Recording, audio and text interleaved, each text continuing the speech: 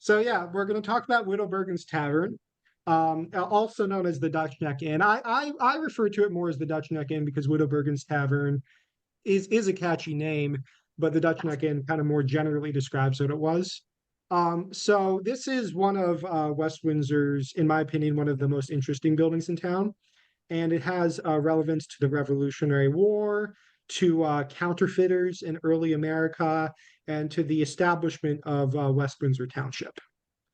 So let's go on to the next slide if I can.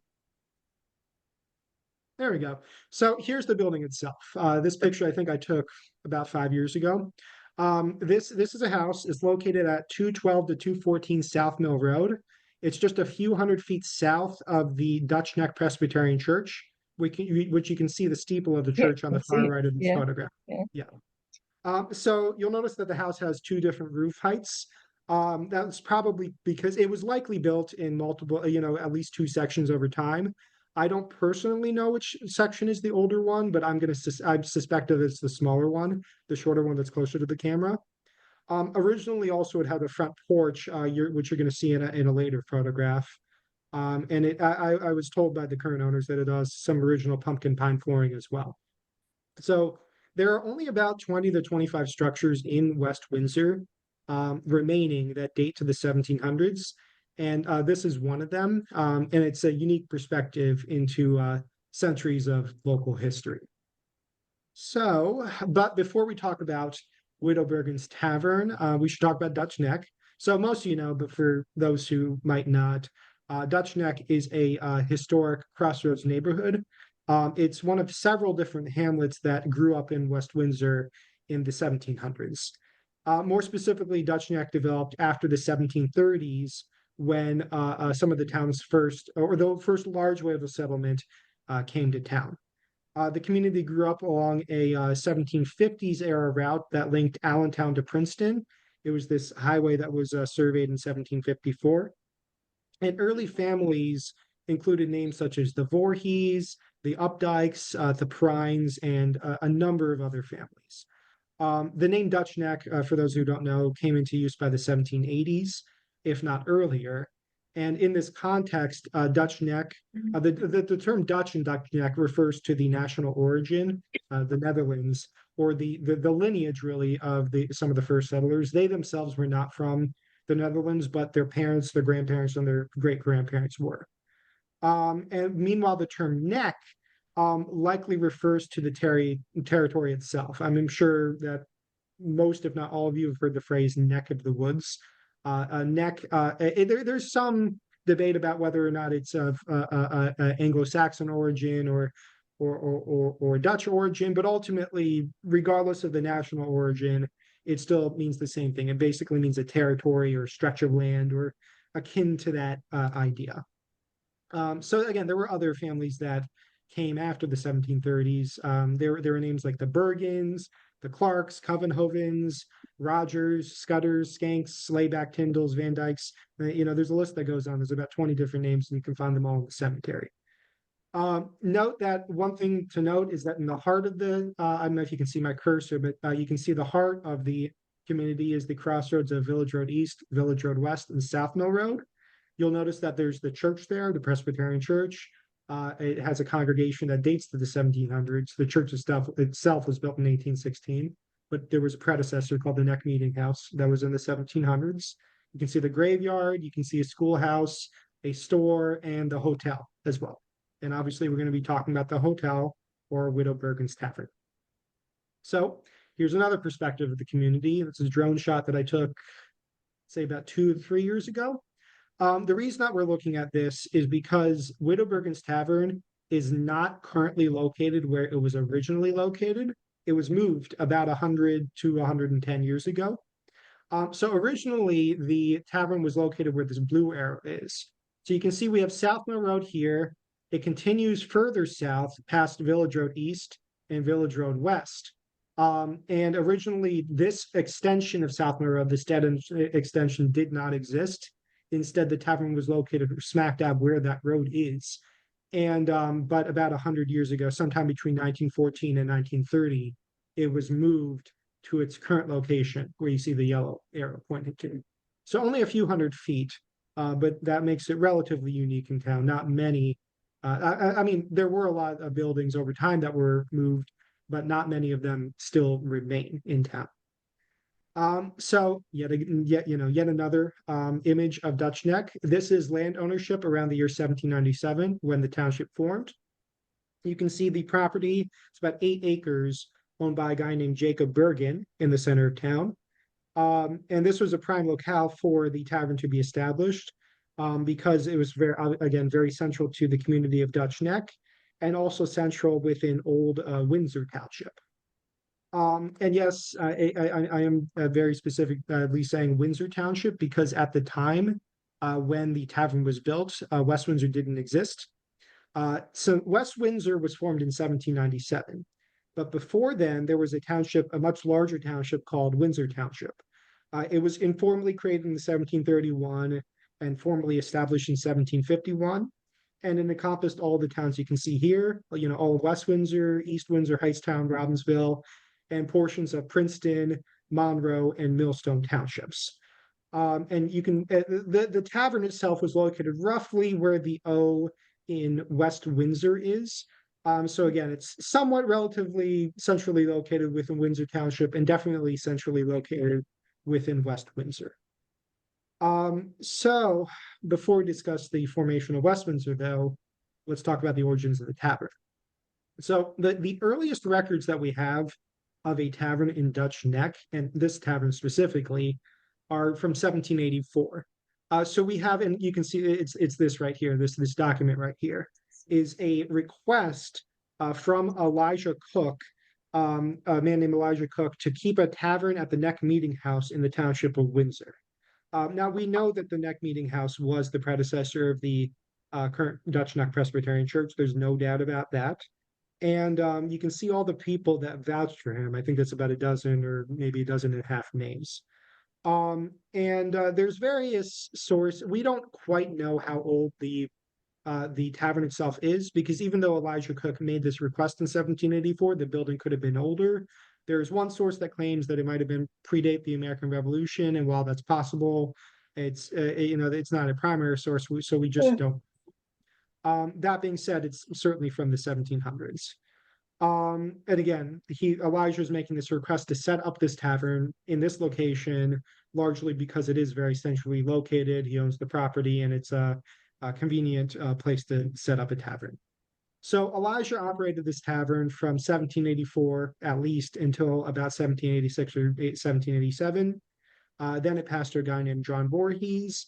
And one thing you see on the screen here that I was about to forget to say is that Cook may have also been a Revolutionary War veteran. I'm still doing some research into that. However, in 1786 or 1787, it passed to John Voorhees, but by 1794, it had passed to a trio of individuals named Robert Hancock, William Shaw, and John Harper. So while we don't know exactly when they purchased it or who they purchased it from, because they could have either bought it from John Voorhees or maybe there was an intermediary owner. Again, research is ongoing. We do know that in 1795, 1795, the Middlesex County Sheriff seized 1794, the Middlesex County Sheriff seized the property from them and auctioned it off the next year to the highest public bidder as a way to force the trio to pay some debts that they owned to a guy in Philadelphia named William Bell. This practice, and I could be butchering it, I know it's Latin and I know it's a legal term, so if anyone here is a lawyer, please forgive me. It was I think called a writ of fieri facias, was a common practice in colonial America where, again, local governments would seize property to force people to essentially pay off their debt, and it often represented the final method for creditors to collect on debts that were owed to them after other methods had been exhausted. However, while this is intriguing in itself, what I find more intriguing is that Robert Hancock and William Shaw were in a lot more trouble for an entirely different reason. So this is because in 1794, so the year before the auction, Robert Hancock and William Shaw, alongside another man named Joseph Price and his wife Margaret, were apprehended in Lancaster, Pennsylvania, under charges of running a counterfeiting scheme, a cross-Atlantic counterfeiting scheme. So, according to newspaper articles from at the time, this scheme involved Robert visiting his homeland of England and returning with banknotes that could be altered to mimic American currency. After this, the group would circulate the money and profit as a result. This included $5 and $10 notes, which especially in early America, when is this, 250 years ago, were worth a significant, or 225 years ago, were worth a significant sum of money. This was a time when you could buy a farm with a house for just a few $100s. So $5 and $10 was a pretty hefty sum. And I'm not sure how long they kept the scheme up, but again, as always, research is ongoing. So the United States had not fully standardized its currency, and its economy was vulnerable to instability. This is the 1790s. The Constitution had just been signed only a few years prior. So counterfeiting was deemed a heinous crime. And in fact, Continental Congress had been debating whether or not to make counterfeiting punishable by the death penalty. Ultimately, they decided not to, but that debate itself, demonstrates that it was taken very seriously in the United States. So by 1794, the counterfeiting scheme had been discovered by the authorities, and after a hasty trial, Robert Hancock, William Shaw, and Joseph Price were sentenced to 15 to 16 years in prison each, and fined $300 each. Which again, the $300 would buy you a whole farm and a house, depending on where you lived. Meanwhile, Margaret, Joseph's wife, was sentenced to 4 years and a fine of $50. What I find especially humorous is that while on the way to being interrogated, Robert was even discovered to have some of the counterfeit bills on him. So it was a pretty open and shut case. Yeah.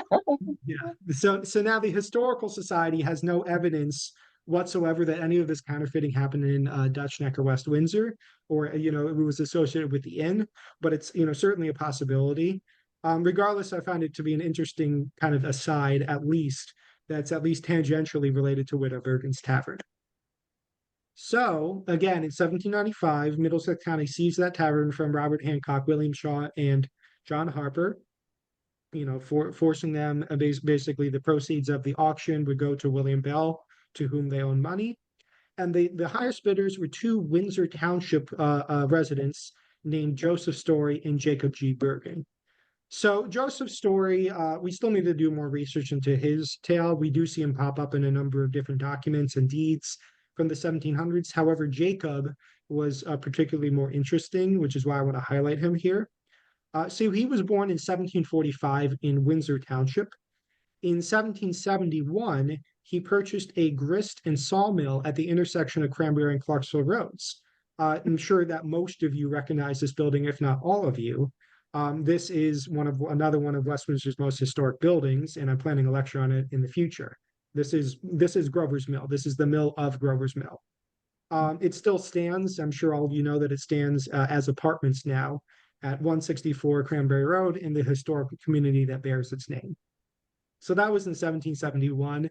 In 1777, during the American Revolution, Jacob was a lieutenant in the Somerset County Militia. The same decade, he ran two inns in Princeton called the College and the Confederation. And you'll see this theme in a lot of his tavern names were very patriotic. The Confederation, as in Articles of Confederation of the early Confederacy of America. The college was obviously a reference to Princeton University. And he must have been a very popular and well-connected resident, because in the 1780s, although they were unsuccessful, there were a number of locals that planned to have the village of Princeton, which was not yet its own independent township, secede from Windsor and Montgomery townships. And if they were to be successful, their plan was to essentially start holding meetings in Jacob Bergen's Tavern in Princeton. And again, this was back when Princeton was not yet its own independent township. That wouldn't happen until 1838. So Jacob owned several other taverns throughout the 1780s as well. This included one called the 13 Stars in Princeton. Again, this patriotic theme, where there was one, and actually apparently hosted New Jersey's General Assembly at the 13 Stars in 1780. There was the bunches of grapes in Philadelphia, and we're basically, we have newspaper articles that talk about from the time that have advertisements for him, by him advertising, come stay at the bunches of grapes in Philadelphia, and we know exactly where that tavern was. It doesn't exist anymore. And starting in 1783, and most prominently, Jacob Bergen owned a tavern, or a very large tavern and inn called the French Arms, which you can see pictured here. It was in Trenton. Now, the French Arms Tavern is of particular importance because at the time it was Trenton's biggest building. And you can see, because it's made out of brick, it was a large, large building that was expanded even more when Jacob purchased it. And it was already about 50 years old when he bought it. It was probably established sometime in the 1730s. However, more notable than its size was the fact that in October of 1784, Jacob Bergen signed a lease with the United States Continental Congress for them to use the French Arms as their meeting headquarters. This made the building, the French Arms Tavern in Trenton, the 9th Capitol building of the United States. Now, after Bergen made significant renovations to the building, the Continental Congress met at the tavern again in late 1784, and even hosted the Marquis de Lafayette for kind of his farewell address before he returned to France. So it's assumed that Jacob Bergen moved to the Dutch Neck area, where the rest of his family and that of his wife, Elizabeth Covenhoven, lived, around the time that he placed the successful auction bid for the Dutch Neck Inn, or Widow Bergen's Tavern, in 1795. He died 10 years later in 1805 and was buried at the Dutch Neck Presbyterian Church. You can see his gravestone here. However, this did not happen before he helped get West Windsor Township off the ground. So you see, by the 1790s, Windsor Township, again, this was this big township that included East Windsor, West Windsor, Robbinsville, and a few other towns as well. It had kind of grown a little bit too large because its populace was spread out very large, very widely. There were two areas of particular population concentration, Princeton in the west and Hightstown in the east, and road maintenance was a constant issue. And these factors were probably the reason that on February 9th, 1797, an act of state legislature split Windsor Township into East Windsor and West Windsor. This act of legislature, we have scans of it. You can see the first page, or part of the first page here. You can see an act for dividing the townships of Windsor in the county of Middlesex into two separate townships. And yes, it was in Middlesex County at the time. Mercer County did not form until 1838. Well, one of its provisions mandated, and I quote, that West Windsor hold its first meetings to elect its first government at the house where Jacob Bergen now lives. So this is not uncommon to hold political meetings in inns in colonial and early America, because both inns and churches, and again, there was a church next door to Widow Bergen's Tavern, played important and parallel roles in colonial America. Churches were the centers of spiritual life and united parishioners together under one roof for common religious and social activities. And similarly, taverns brought West Windsor community members together, albeit for food, for drink, socialization, and politics. And there's little reason to think that Widow Bergen's Tavern was any different. So what happened at this first meeting, this one that the act of state legislature mandated?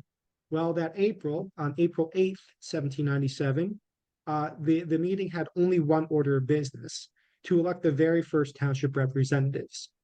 So one of the original positions, and Gay, I'm sure you'll appreciate this, was clerk. And it's a clerk was also the one who was taking the minutes. So this is George G. Bergen's handwriting that we see here. And in the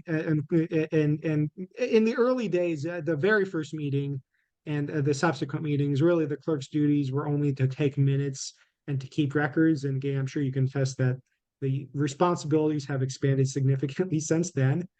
So a clerk is one of the positions. There's also the township committee, which was a legislative body that was essentially the predecessor of our current town council. We also have tax collector and tax assessor, which obviously still serve West Windsor and help fund the municipality's operations. Now, a colleague of theirs was the Commissioner of Appeal, or a longer way to put it is Commissioner of Taxation Appeal, which handled tax disputes. You can see freeholder right in kind of in the center of that list, which regularly appears in the township minutes until the early 1900s, but of course is still around today. In contrast, the moderator and judge of elections is, as far as I know, no longer around. But the position's name should be, you should be descriptive enough to give an understanding of what it does. Also familiar to us, although it's not around, I'm sure we all know what a constable is. And you can see Jacob Skillman being a constable near the bottom of that list. And in rural West Windsor, this was not exactly an exciting position. It was mostly dealt with the theft of farm animals and equipment, public drunkenness, and something called rowdyism, which probably relates to public drunkenness. This is kind of a little bit of a survey of some of the positions. There's a few others, and here again, this is just the text of that those meeting minutes written out, so in a little bit more legible way. So not and there's commissioners for laying roads and overseer of the highways, because road maintenance was a significant concern. It still is, obviously, in the township. And about half of the total number of individuals in this list are related to some level of road maintenance or surveying. And then there's one final position that's worth exploring, which is not here, but is in the minutes afterwards in June 1797, which is overseer of the poor. So back in early West Windsor, the community was not the affluent township that we know of today. Instead, there was a lot of poverty, much more poverty than there is today in West Windsor. And the overseer was kind of responsible for a colonial form of welfare. In the early, even after the war, was responsible for a form of welfare. And that position actually existed in various forms well into the second half of the 20th century. So it wasn't that long ago, comparatively speaking, that we got rid of that position. So from this meeting, again, came West Windsor's first government, which was a group of about 24 landowning men who set the stage for the ensuing centuries. So as I promised, we can now see an image of Widow Bergen's Tavern in its original location. So we're standing roughly where that triangle median is in the middle of South Mill Road, Village Road East, and Village Road West, looking west. And Widow Bergen's Tavern is the leftmost building, the one in the foreground between the two trees. You can see that it originally had a front porch and an overhang for a front door next to it. You can still see the two different roof heights. Now, after that first meeting on April 8, 1797, the Township Committee continued to meet at Jacob Bergen's Tavern for virtually all meetings until 1808. So for about 11 years. After that point, and for the next 80 or so years, the township would meet in various houses and hotels around town and kind of circulate around town. However, Widow Bergen's Tavern was one of them. And it was a frequent meeting point. So again, Jacob Bergen himself died in 1805, but his wife, Elizabeth Covenhoven, who was the widow of Widow Bergen's Tavern, maintained the building for many more years, often employing other locals to handle the day-to-day operation of the inn itself. Finally, after she died, either in 1832 or 1822, we have different varying sources, the property passed to other owners. So here's a map of Dutch Neck in 1860. You can see, again, the hotel kind of in the center of the community. In 1832 or 1822, whichever one happened when Elizabeth Covenhoven died, the property was finally sold out of the Bergen family to Eli Rogers, again, ending over 36 years of Bergen and Covenhoven ownership. Eli Rogers would run the inn personally for the next 20 years and also hosted it as a popular venue for property auctions. In 1852, the inn passed out of his hands when he sold it to a carpenter named Josiah Taylor. And you can see J. Taylor right here on the center left side of the map. And Josiah Taylor and his wife, Rebecca Rogers, owned the property. By this point, again, the year 1852, the inn had not been used as a West Windsor meeting location for about a decade. However, the building was still a political meeting ground of some sort, because Josiah hosted conventions for the local Democratic voters there very regularly. And he also held meetings for what was called the Mercer County Pursuing and Detecting Society, which is a group invested in recovering stolen goods and livestock. Joseph was also a West Windsor overseer of the highways, a pound keeper, meaning animal control, and a constable for much of the 1850s to the 1880s. In 1861, so 9 years after he purchased the tavern, Joseph sold Widow Bergen's tavern to a man named Enoch Hart and his wife Lucinda. Like his predecessors, Enoch served in local government as a pound keeper, again, animal control, from 1861 until 1863. However, presumably unlike the innkeepers before him, he and the presence of the Dutch Neck Inn or Widow Bergen's Tavern in general seems to have been actually pretty unpopular with his neighbors. This may have been due to personal conflicts, but it was also possibly related to the mid 1800s temperance movement. And you can see a not so pleasant political cartoon here related to temperance, which emphasized a piety, the rejection of vices such as alcohol.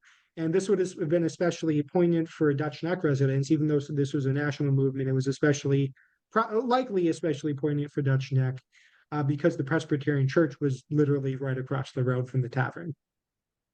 So shortly before applying for his initial tavern license in 1861, a petition, which was signed by 31 locals of Dutch Neck, was sent to the Mercer County Court of Common Pleas, urging them to reject his application under the premise that he was not qualified to keep a tavern.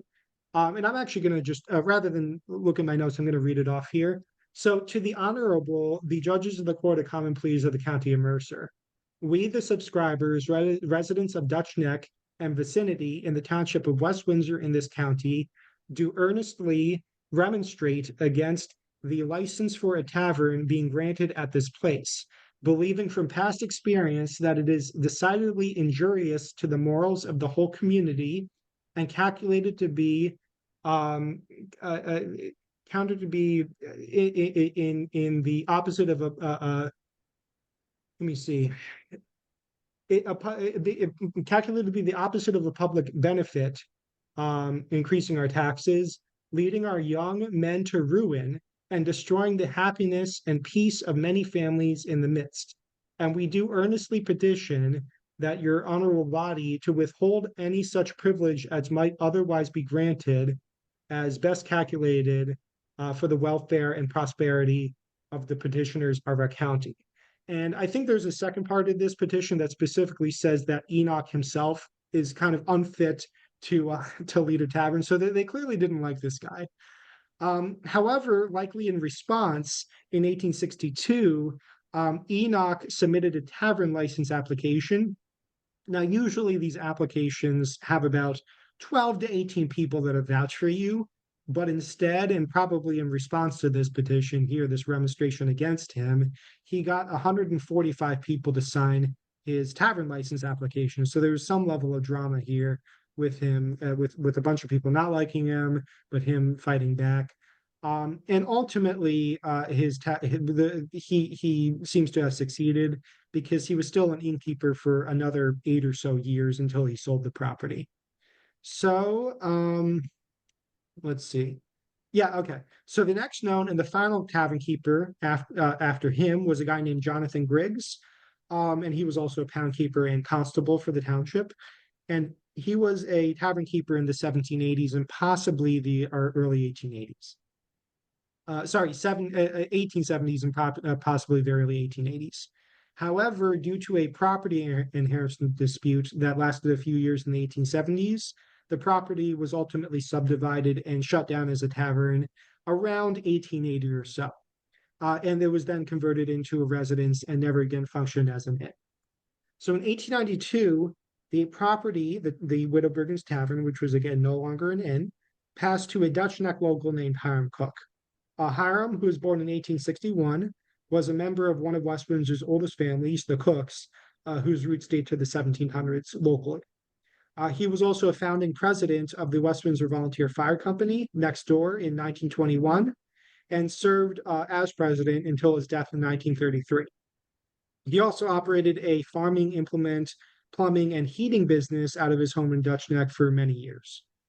Now, Widow Bergen's Tavern remained in the Cook family hands until the 1960s, after which it passed to a few other owners.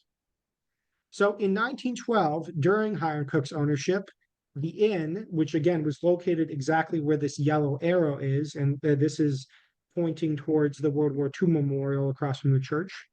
So in 1912, during Hiram Cook's ownership, the inn acquired a neighbor when, after 115 years of meeting in houses and inns across the township, West Windsor's government finally built a dedicated town hall directly next door to the inn. And that's what we're looking at here. It was built in 1912.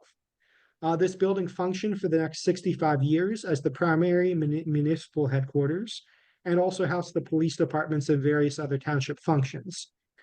It was ultimately demolished in 1977 when the current municipal center off of North Post and Clarksville Roads was opened. And in its place of the old town hall stands a small park with the World War II memorial. So sometime between 1914 and 1930, again, under Hiram Cook's ownership, the old Dutch Neck Tavern, the Dutch Neck Inn with Widow Bergen's Tavern, was moved about 300 feet south to its current position at 212 to 214 South Mill Road. And again, this is the perspective that we saw at the very beginning of this lecture. And this was probably to make way for the extension of South Mill Road that the old inn faces now. In 1961, the Cook sold the old inn to Joseph and Elizabeth Wright. After that, it passed to Daryl and Nancy McPherson, and then to other owners. Generations of residents have made extensive interior renovations, but some elements, such as the original pumpkin pine flooring, still remain. The building to this day is still one of the most historically significant buildings in West Windsor, and is surrounded by one of the town's most well-preserved communities, Dutch Neck.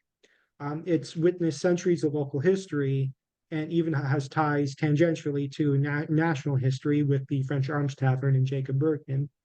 And the building still stands as a testament to all of this. So that's the lecture. For those who have not already been inundated by me saying this, we have a West Windsor history book at the farmhouse for sale. So if you're there and you want to purchase it, feel free. Otherwise, please come to one of our open houses or visit our farmers market booths. Again, please volunteer. We're always looking for more help. And I am happy to take any questions if anyone has any. Otherwise, we can move on to the next portion of the meeting. Yeah, I was wondering when Washington Road was created because it was a connection between Princeton and Einstein, essentially. Sorry, I was a little hard to hear. I heard the question was, when was Washington Road created, right? Yeah, right. Yeah. So Washington Road was, so when I say that it was surveyed in 1808, that's when it was surveyed as a public road.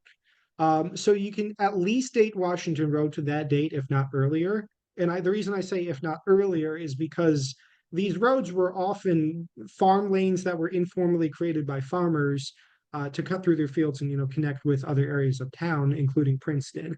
And so it was probably a farm lane dating to the 1700s, but kind of more of a private informal farm lane because it was also located along the property line between, I think, a Skank family member and a Covenhoven family member in Pence Neck.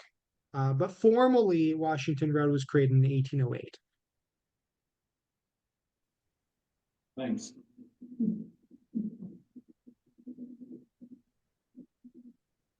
Okay. Good job, Paul. Thank you. Well, I guess if there's no other, yeah, okay. So is the tavern protected? No. That's from Catherine Stokel. The protection of local properties depends on the initiative of the owners of the property themselves. So if they want to be on the New Jersey National Historic Register, I would love to see that happen. Or if anyone here owns another property that is older than 50 years, I think that's the cutoff, and you want to be on the National New Jersey Historic Register and you're in town, please let me know because I'd love to help. But it's not protected. What the register does is essentially, I believe it protects against municipalities or other form of government, county or state or federal, from using eminent domain to come in and, build a highway through your property. That being said, the register does not prevent you from tearing down your own house. If you're the one that owns it, it's more of a protection against municipal action. There are also local designations that are separate from registers, such as if West Windsor were to have some kind of design standard or some level of a historic commission, which sets some standards, but we don't have that as a township. I'd love to see it happen. But I think that's a plan that for the long term.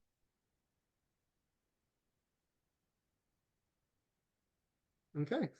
Well, with that, I think that's it for the questions, unless anyone else has any. So then we're going to move on to the final portion of the meeting, which is just open discussion. If anyone has anything else they want to bring up, any hot issue or questions or anything else related to volunteering with the historic study or what we have going on.